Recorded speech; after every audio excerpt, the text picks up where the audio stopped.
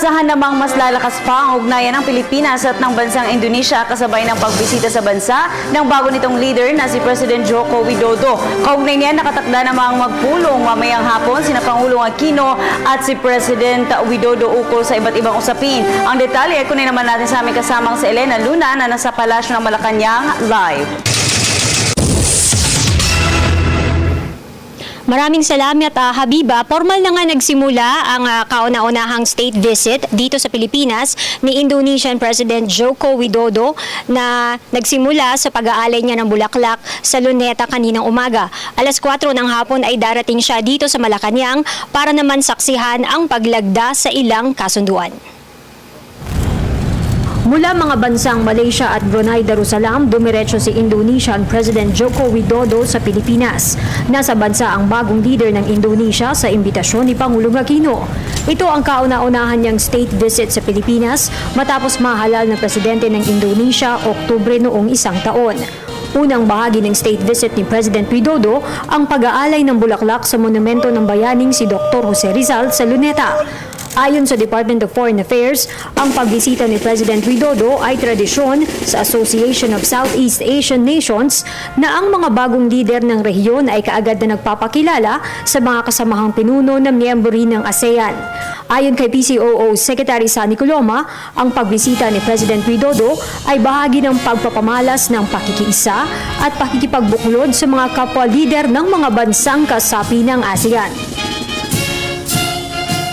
Alas 4 ng hapon, gaganapin ang formal na pagsalubong kay President Widodo sa Malacanang. Ipagkakaloob kay President Widodo ang full military honors sa palasyo. Lalagda rin ng leader ng Indonesia sa guest book ng Malacanang at magkakaroon ng one-on-one meeting kasama si Pangulong Aquino sa music room ng palasyo. Susundan ito na expanded bilateral meeting kasama ang mga miyembro ng kanilang gabinete sa Aguinaldo Room ng Malacanang. Ilang mga kasunduan ang lalagdaan sa pagbisita ni President Widodo.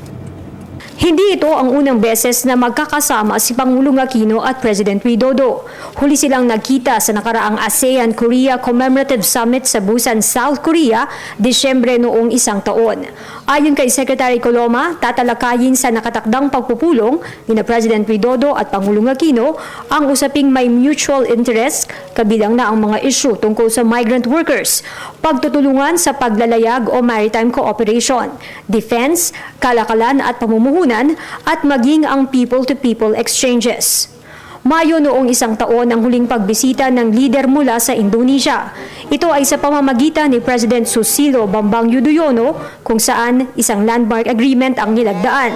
Nilagdaan ang kasunduan sa delimitation of the exclusive economic zone boundary sa Mindanao Sea, Celebes Sea at Philippine Sea na matatagpuan sa Southern Mindanao at North Sulawesi ng Indonesia.